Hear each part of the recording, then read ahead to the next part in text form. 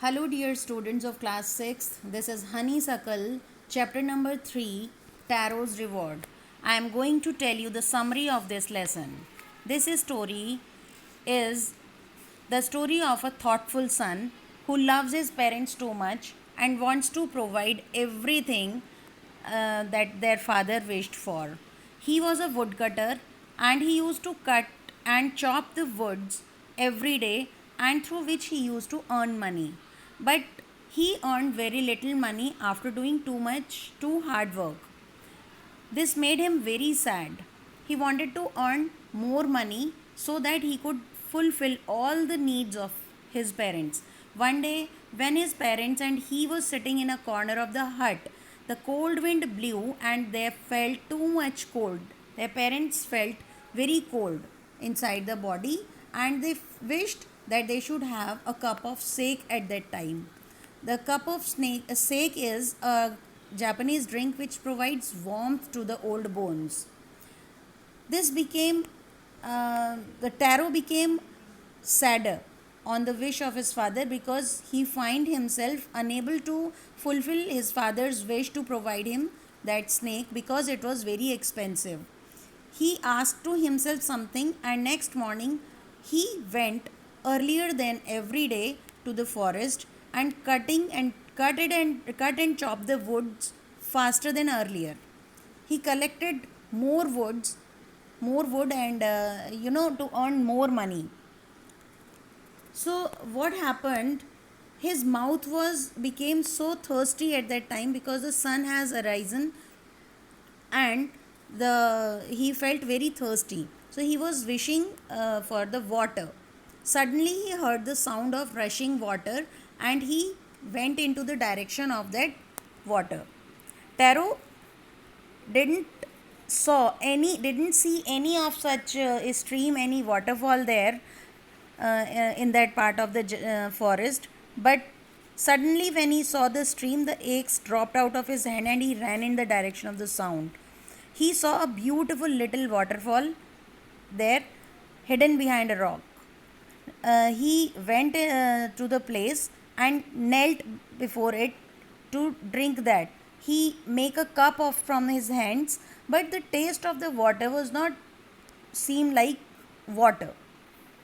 He tasted it again and again, and always it was the delicious sake. Taro quickly filled the pitcher he had and rushed to the home. He was very curious to provide that drink to his father, and as soon as he gave the drink to his father became very active.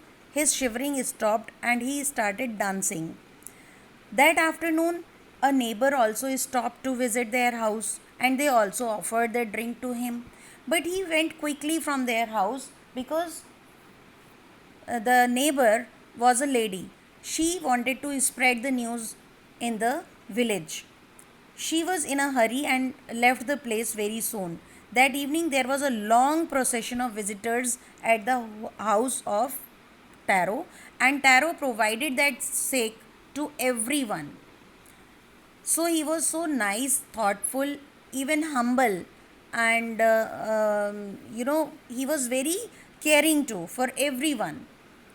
So next morning, Taro started for work even earlier than the morning before. He carried with him the largest pitcher so that he could fill more sake into it from the stream. But on the contrary, what happened? As soon as he reached there, he saw a queue of villagers on the stream there, because everyone reached there to fill their own jars, buckets, whatever pots they had. They took there and to fill their pots from the sake. But what happened? The magic waterfall did not give them sake. It gave the villagers only water.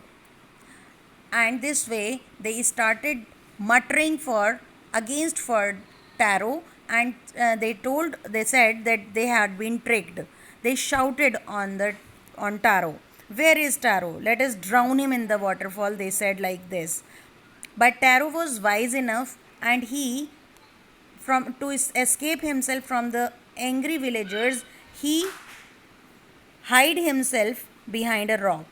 Was it true? He himself wondered that in place of taro, in place of sake, how can it be possible that it turned into water? So, muttering their anger, all the villagers left one by one. Later on, when Taro saw that there is no one, he came out behind the rock and tasted it. To his surprise, it was sake again, not the water. The magic waterfall gave taro the sake while it gave water to the villagers. The news reached to the Emperor of Japan, and the Emperor sent the young woodcutter and rewarded him with 20 pieces of gold coins for having been so good and kind.